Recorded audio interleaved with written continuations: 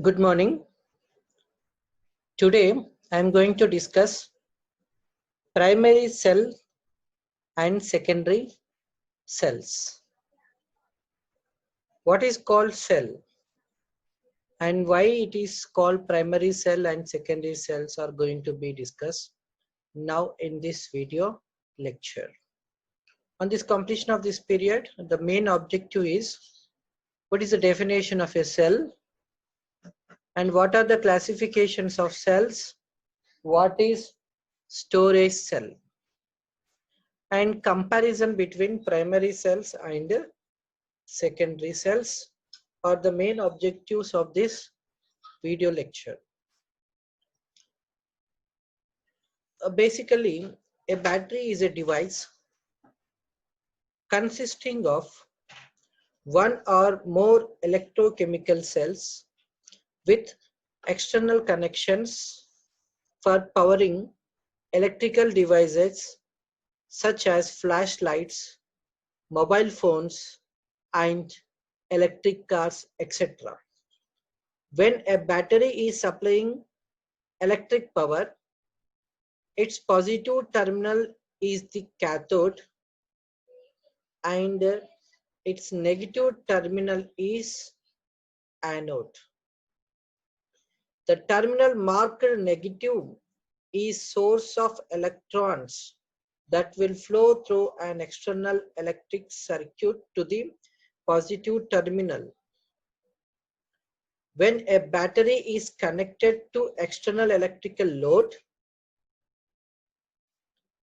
a redox reaction converts high energy reactants to low energy products, and the free energy difference is delivered to external circuit as electrical energy.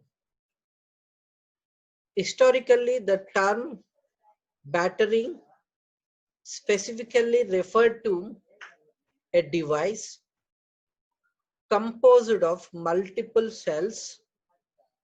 However, the usage has evolved to include devices composed of single cell.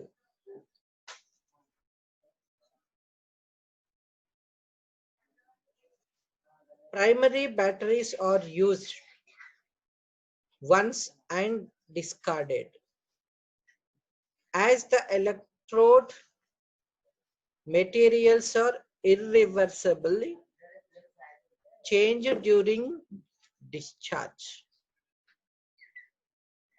A common example is the alkaline battery used for flashlights and a multitude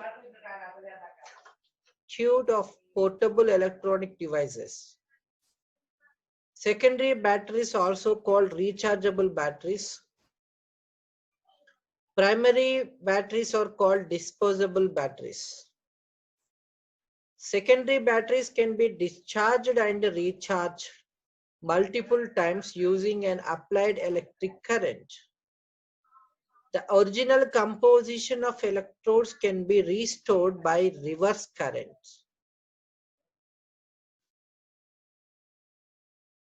Guess what is the source of power for working of these devices? See, these all are the devices: torchlight, camera, battery, watch, railways, motor vehicles, desktop computers, telephones, cell phones, and motor vehicles. For all these devices, the source of power is a cell. Then what is cell?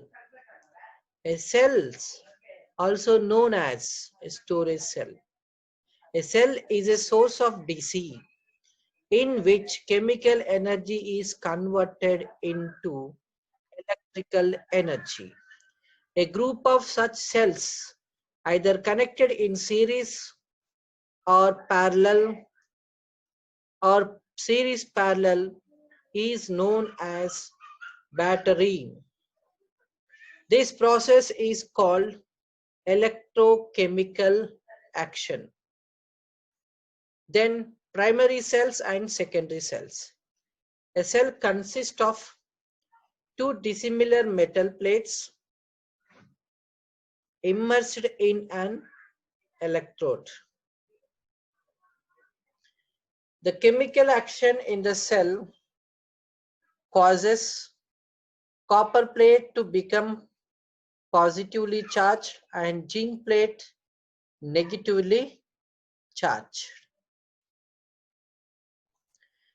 Batteries comes in many shapes and sizes, from miniature cells used to power hearing aids and wristwatches to small thin cells used in smartphones to large lead acid batteries or lithium ion batteries in vehicles. And at the largest extreme,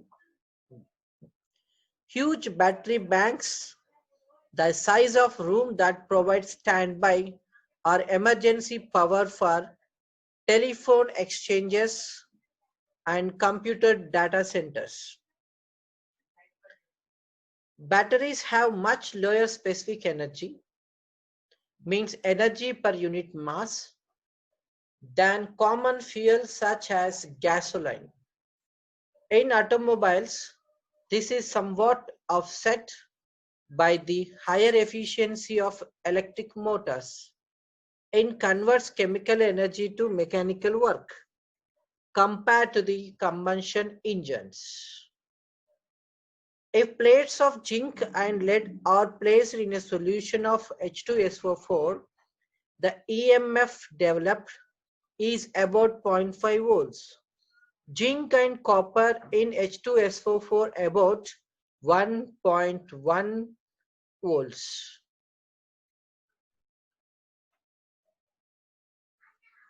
The EMF of a cell does not depend upon the size and spacing between the plates. Batteries converts chemical energy directly to electrical energy.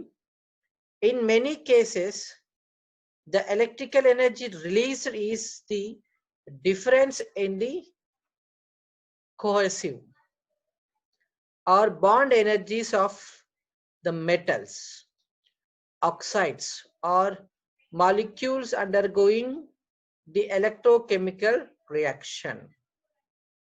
For instance, energy can be stored in zinc and lithium, which are high energy metals because they are not stabilized by d-electron bonding. Batteries are designed such that energetically favorable redox reaction can occur only if electrons move through the external part of the circuit.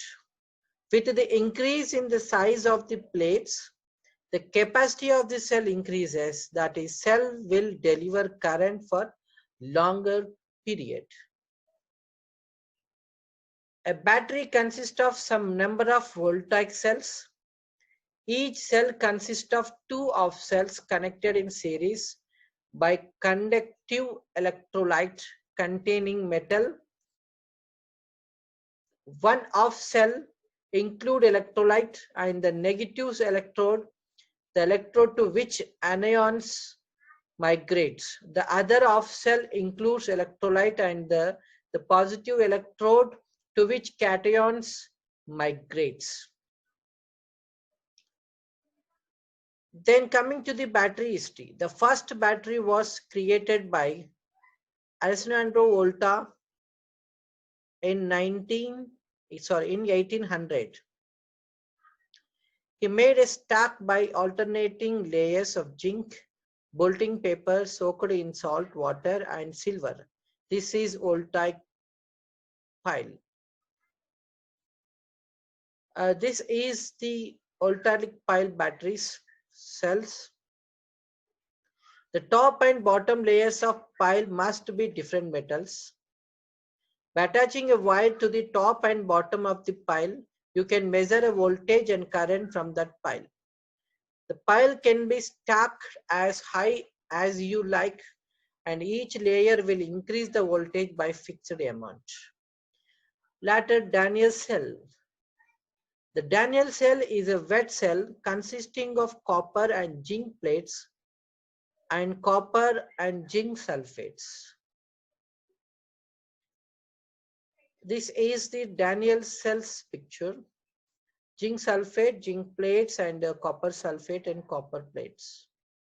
Copper plate is placed at the bottom of a glass jar.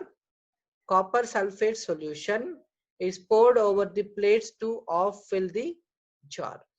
Zinc plate is hung in the jar and a zinc sulfate solution is poured very carefully into the jar. Obviously, this arrangement does not work very well in a flashlight, but it works fine for stationary applications. Then coming to the battery sizes. You can see this is a D cell, C cell, AA cell, AAA cell, and 9-volt battery cell. These are the battery sizes. This is dry cell internal construction. I cut this battery was cut top, bottom, and cross sectionally. You can see this is the Daniell cell internal construction. Then classification of cells, categories and types of batteries. Batteries are classified into broadly primary cells and secondary cells. Primary cells or primary batteries are designed to be used until exhausted of energy, then discarded. Their chemical reactions are generally not reversible, so they cannot be recharged. When the supply of reactant in the battery is exhausted, the battery stops producing current and is useless. Means the primary cell is a cell in which chemical action is not reversible. A primary cell is one in which the chemical action eats away one of the electrodes, usually negative electrode. Many types of primary cells have been developed. Primary cells also called disposable cells or throw-away cells.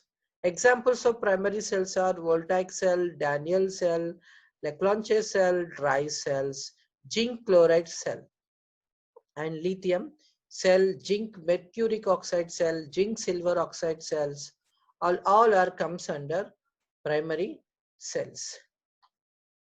Next, secondary batteries or secondary cells can be recharged.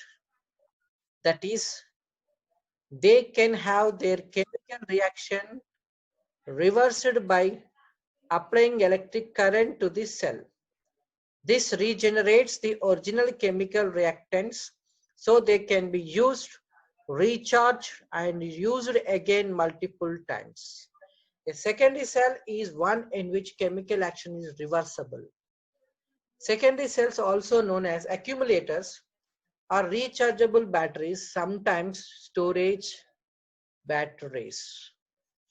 Primary batteries or primary cells can produce current immediately on assembly. These are most commonly used in portable devices that have low current drain, are used only immediately. But secondary cells, there is no actual consumption of any plates and that the chemical process is reversible. Secondary cell first invented by the French scientist Gaston Plante in 1859. When a current is passed through a solution, a chemical reaction starts. Due to this chemical reaction, an electromotive force is developed in the cell. This EMF is called back electromotive force. When electrical energy is sent, an electromotive force is developed between the cell due to their taking part in chemical reaction, and energy sent is stored up in the chemical energy form. Chemical energy will be converted into electrical energy when cell is connected to load. And examples of secondary cells are lead acid batteries, nickel iron alkaline batteries, nickel cadmium alkaline batteries, silver zinc batteries. And these are most primary batteries most commonly used in portable devices that have low current drains,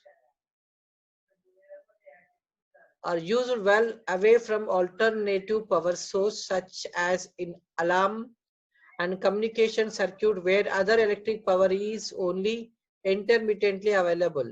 Disposable primary cells cannot be reliable recharge since the chemical reaction are not easily reversible and active materials may not return to their original form.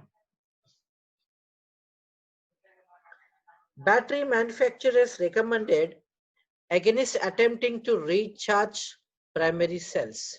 In general, these have higher energy densities than rechargeable batteries. But disposable batteries do not fare well under high drain applications with loads under 75 ohms or more than 75 ohms. Common type of disposable batteries include zinc carbon batteries and alkaline batteries.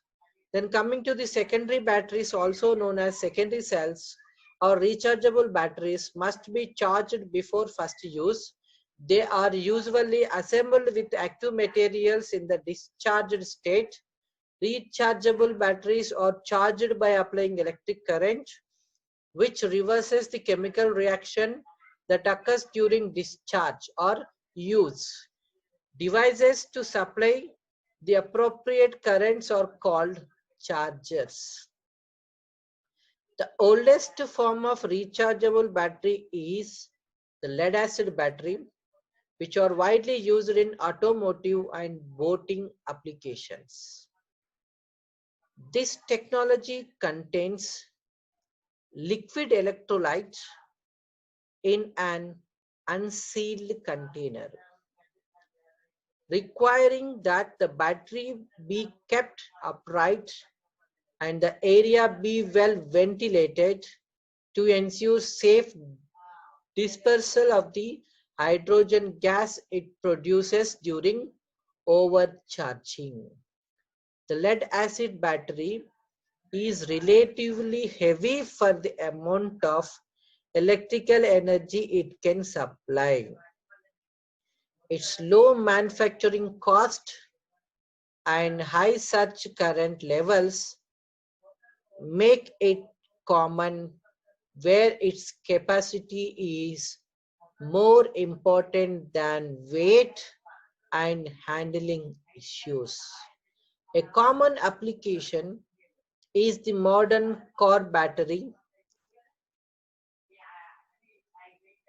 and the seal wall regulated lead acid battery called VRLA battery is popular in automotive industry as a replacement for the lead acid wet cell. And gel batteries, absorbed glass mat or other portable rechargeable batteries. Many types of electrochemical cells have been produced with varying chemical processes and designs, including galvanic cells, electrolytic cells, fuel cells, flow cells, and voltaic piles.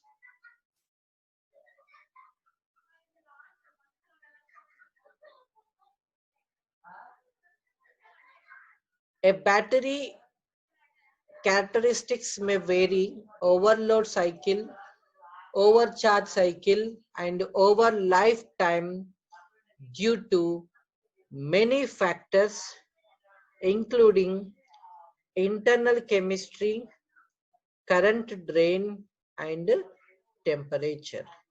At low temperatures, A battery cannot deliver as much power as such in cold climates.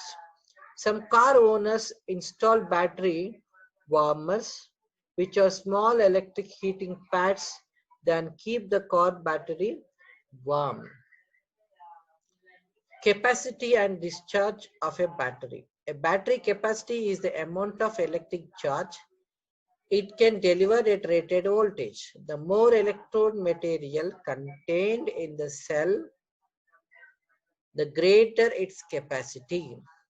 A small cell has less capacity than a large cell with the same chemistry, although they develop same open circuit voltage.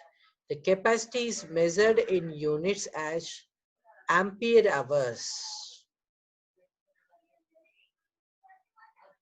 Batteries that are stored for long period of that are discharged a small fraction of the capacity, lose capacity due to the presence of generally irreversible side reaction that consumes charge carries without producing current.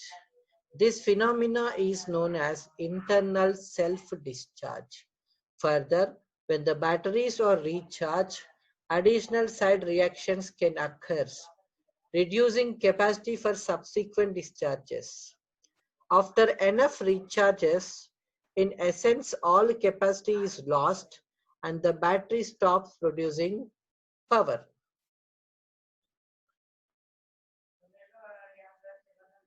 Battery life has two meanings for rechargeable batteries, but only one for non-chargeables. For rechargeable, it can mean either the length of time a device can run on full charged battery or the number of charge-discharge cycles possible before the cells fail to operate satisfactorily.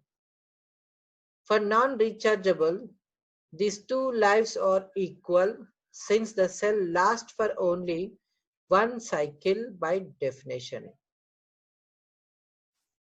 The term shelf life is used to describe how long a battery will retain its performance between manufacturer and use. Available capacity of all batteries drops with decreasing in temperature. In contrast to most of today's batteries, offers a very long service life without refurbishment or recharge, although it supplies current only in nanoamps range. Internal parts may corrode and fail, or the active materials may be slowly converted into inactive forms. Fast charging increases components changes, shortening battery lifespan. If a charger cannot detect when the battery is fully charged, then overcharging is likely damaging it.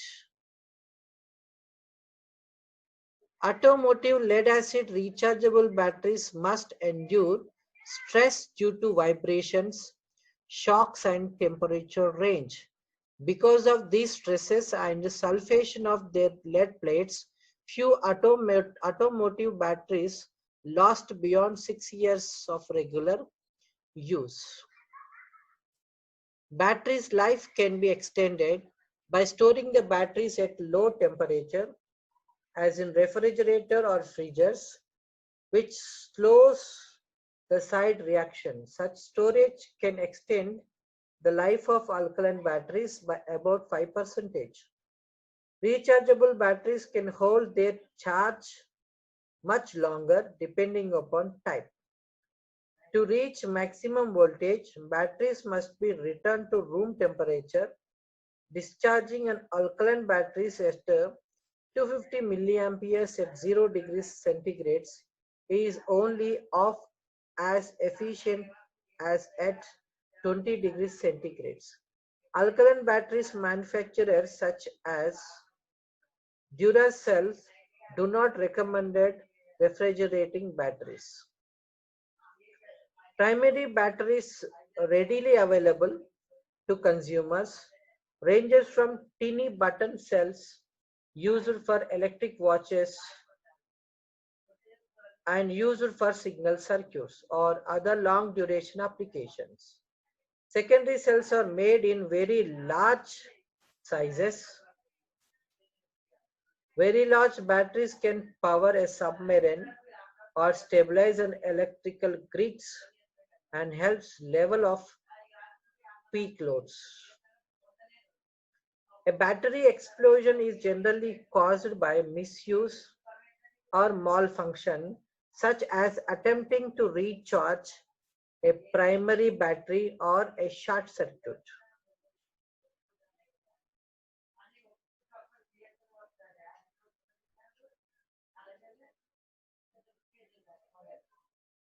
And comparison between primary and secondary cells. This is very important in coming to the comparison. Chemical action is not reversible and secondary cells chemical action is reversible, means chargeable and dischargeable. Here only discharge. Second comparison is it has only one life cycle. It has several life cycles. And third comparison is it cannot provide large and steady current for a long period, but it can, secondary cells can provide steady current for long periods. Total life is limited in primary cell and total life is unlimited and determined by the number of charge and discharge cycles. Primary cell is expensive, secondary cell is economical. Primary cells are light in weight, secondary cells are heavy in weight.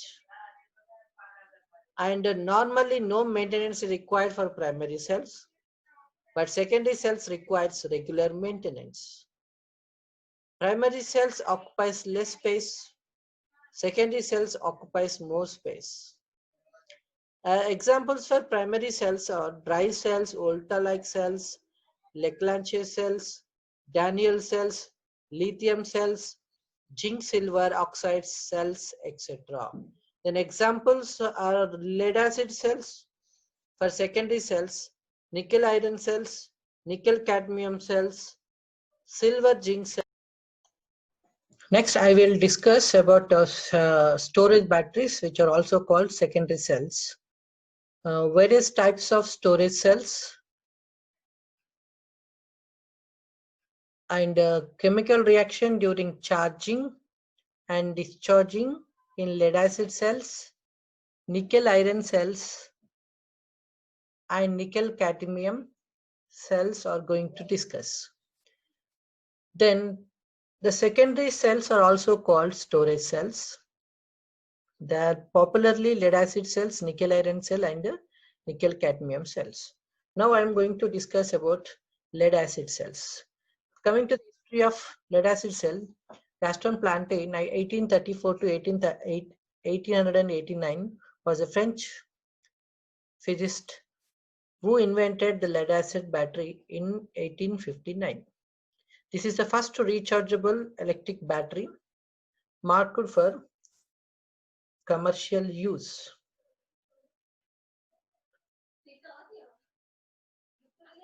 And he is the scientist of lead acid battery and lead acid cell. Plante was born on April 22, 1834 in Orthez, France. In 1854, he began work as assistant lecturer in physics at the Conservatory of Arts and Crafts in Paris. In 1860, he rose to the post of professor of physics at the Polytechnic Association for Development of Popular Instruction. He also investigated the difference between static electricity and dynamic electricity, that is from batteries. Gaston Plante died in May 21st, 1889 in Bellevue near Paris. The Bulgarian Academy of Science established the Gaston Plante Medal, which is awarded every few years to scientists who have made significant contribution to the development of lead acid battery technology. And this is a construction of lead acid battery. These are the parts of the lead acid battery we're going to discuss in the coming video lessons.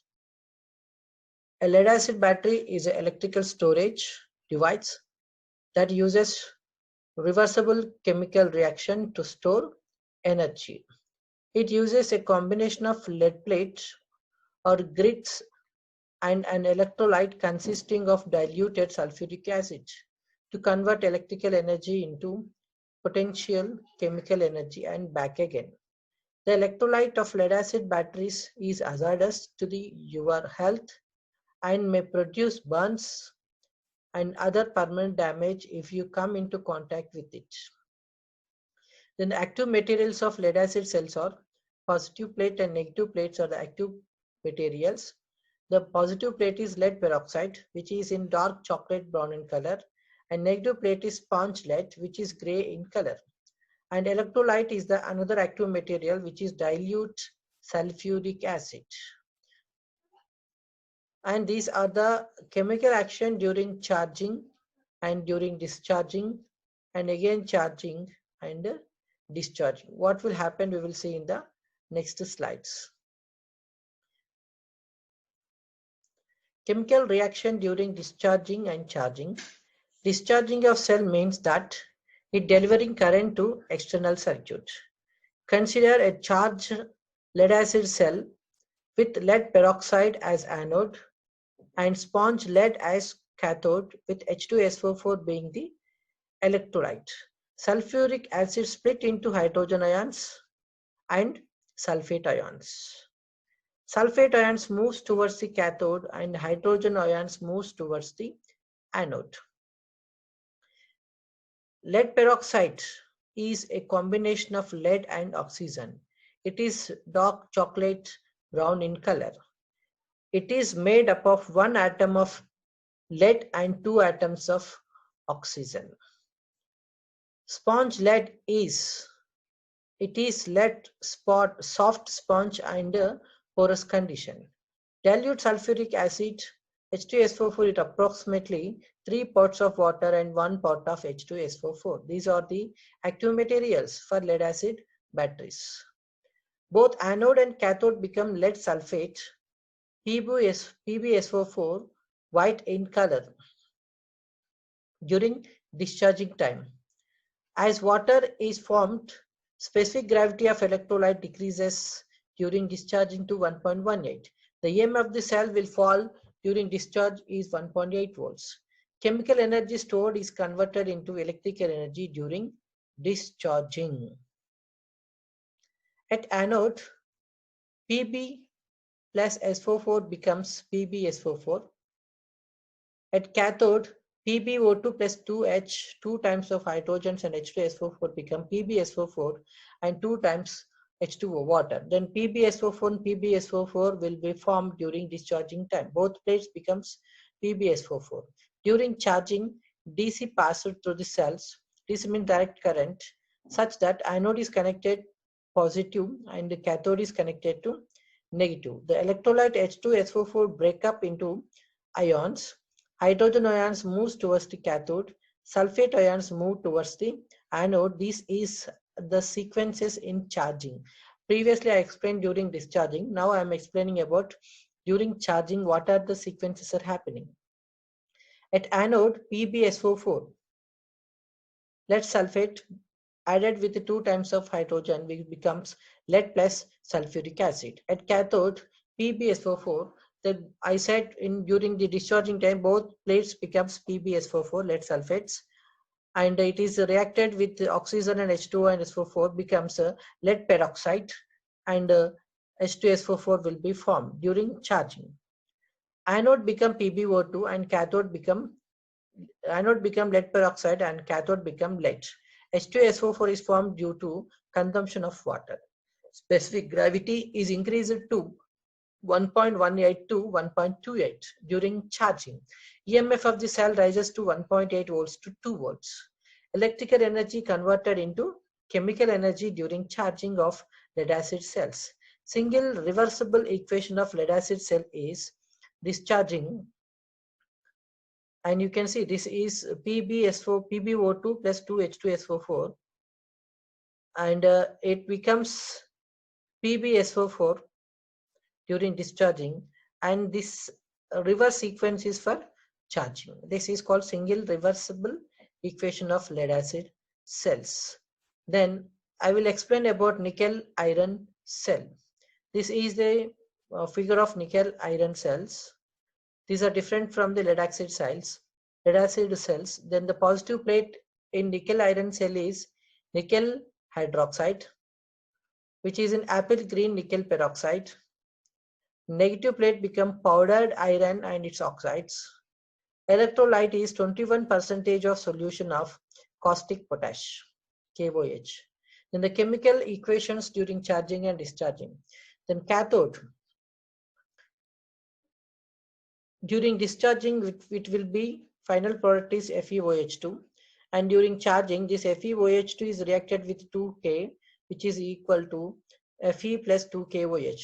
The cathode during discharging this is a chemical reaction, and during charging, this is a chemical reaction. Then coming to the anode, NiOH4 plus 2K is equal to NiOH2 plus 2KOH. This is the chemical balancing equation for discharging, and this is for charging, and this is for anode plate, and this is for cathode plate. The single reversible equation of nickel iron cell is during charging and discharging. This is for during discharging from left to right, and from to right to left is the charging equation for nickel iron cell. The nickel cadmium battery, and this is a figure of nickel cadmium battery construction. These are the practical nickel cadmium batteries. Active material of nickel cadmium cell is positive plate is nickel hydroxide and negative plate is cadmium. Electrolyte is 21% of solution of caustic potassium. Almost this is same as nickel iron cell, just only negative plate is replaced with iron with the cadmium. And these are the chemical equations during charging and discharging periods. This is a cathode discharging equation, and this is cathode charging equation, and this is anode discharging equation, and this is anode charging equation. Till now I explained about various types of storage cells, chemical reactions during charging and discharging in lead acid cells, and chemical reaction during charging and discharging in nickel iron cells, and finally the chemical reaction during charging and discharging in nickel cadmium cells. As lead acid cells are expensive compared to newer technologies, lead acid batteries are widely used even when such current is not important and other design could provide higher energy densities. In the charged state, the chemical energy of the battery is stored in the potential difference between pure lead at the negative side and the lead peroxide on the positive side, plus the aqueous sulfuric acid. The electrical energy produced by a discharging lead acid battery can be attributed to the energy released when the strong chemical bond of water molecules are formed from H plus ions of the acid and oxygen ions of PbO2. During charging, the battery acts as water splitting device. In discharge state, both positive and negative plates becomes lead sulfate, nothing but PbSO4, and the electrolyte loses much of its dissolved sulfuric acid and becomes primarily water.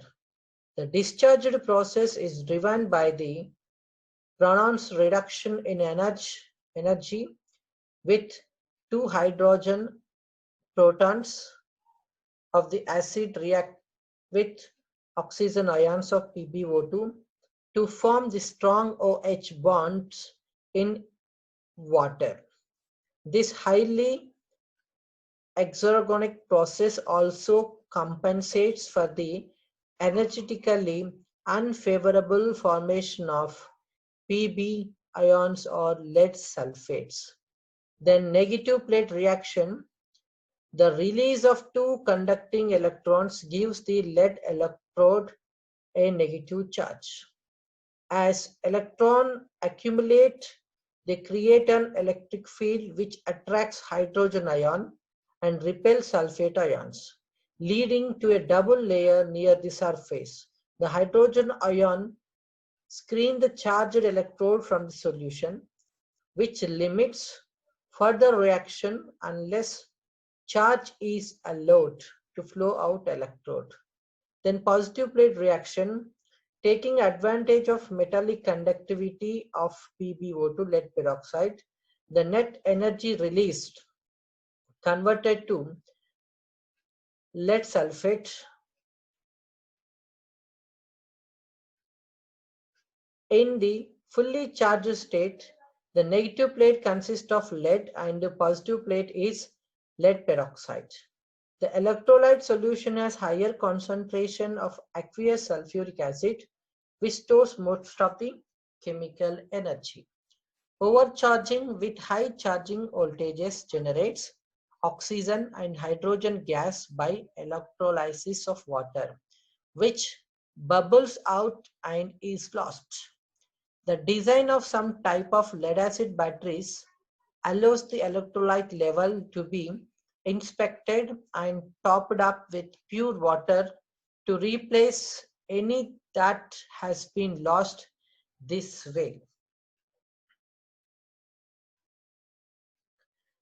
The lead acid cell can be demonstrated using sheet lead plates for the two electrodes. However, such a construction produced only around 1 ampere for roughly postcard size plates and for only few minutes. Gaston Plante found a way to provide a much large effective surface area. In Plante's design, the positive and negative plates were formed of two spiral of lead foils separated with sheet of cloth and coiled up. The cells initially has low capacity, so a slow process of forming was required to corrode the lead foils, creating lead peroxide on the plate and roughening them to increase surface area. Initially, this process used electricity from primary batteries. When generators became available, the cost of producing batteries greatly declined. Plant plates are still used in some stationary applications where the plates are mechanically glued to increase their surface area. Thank you. Thank you for watching this video. Thank you very much.